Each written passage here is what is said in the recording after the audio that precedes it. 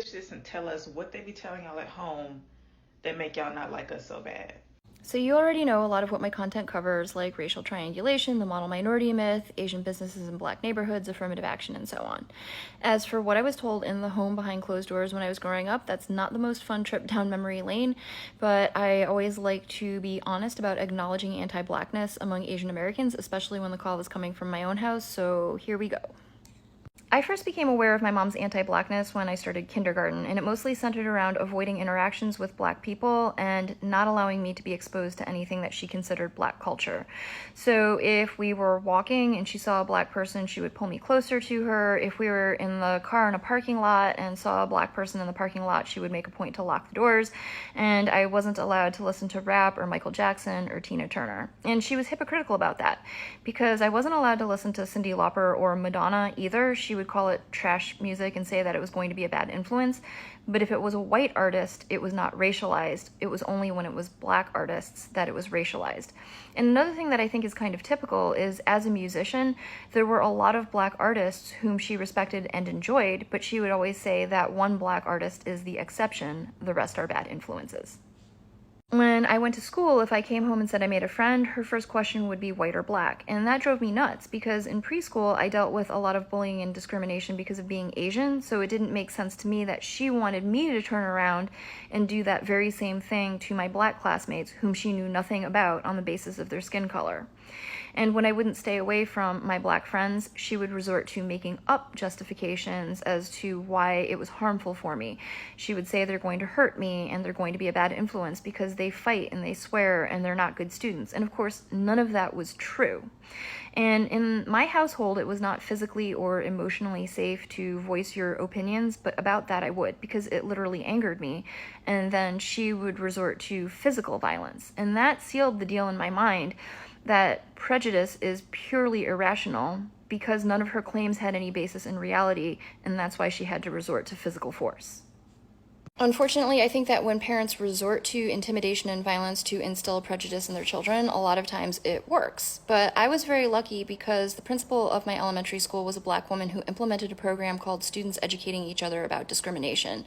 And that wasn't centered on racial discrimination, it was about discrimination in general. But in that program, we learned to have discussions about discrimination and to identify it and disrupt it. Which at that age just means, if you witness discrimination, say it's discrimination and articulate how you know that it's discrimination. So from learning that very powerful tool at school, I was able to identify that what my mom was doing at home was wrong.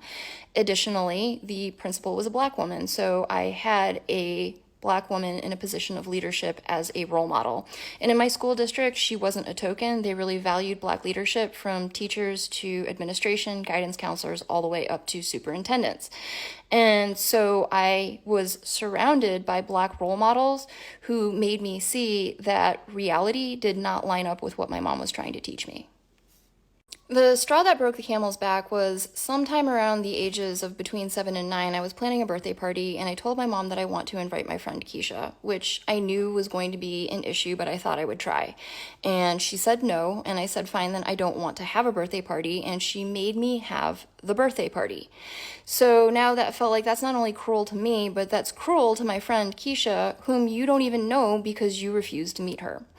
Shortly after that, we were walking in the mall, and my mom did this thing that she often did, which is she sees black people minding their own business, and under her breath, she mumbles a derogatory term in Chinese for black people. And I remember I pulled back on her hand and faced her, and I said, they are not doing anything. You don't know them. The next time you do that, I am going to go up to them, and I'm going to tell them what you said. And believe it or not, the fear of exposure by me actually made her tone it down, and she stopped doing that in public. Fortunately, my mom did not live and die that way. In later years, she came around to seeing and later openly admitting how wrong she was. In her older age, one of her best friends really was black, and my mom admitted to her friend what her previous attitudes had been and why. And from those conversations, I was able to gain some insight as to what my mom's motivation was for her anti-blackness. Because I think most people feel, since Asian Americans also are harmed by white supremacy, how does it make any sense for Asian Americans to be anti-black? My mom spent most of her young life in Hong Kong when it was under British occupation, and then in the 1950s, she came to the United States when she was 16 years old. Generations before my mom, her family had been living in and doing business around Shanghai, Hong Kong, and Macau, which were French, British, and Portuguese occupied areas. So she was heavily indoctrinated into anti-Blackness in Hong Kong, where she had no exposure to Black people that would have shown her a different reality. And furthermore, what she was indoctrinated into is the idea that an Asian can elevate their status in white spaces by aligning with white supremacy, which includes aligning with anti-Blackness. So I think what my mom was doing with me is that from a young age, she saw that I was having a hard time as an Asian American assimilating. So she felt that if I associated with Black classmates, that would make assimilating into white spaces even harder.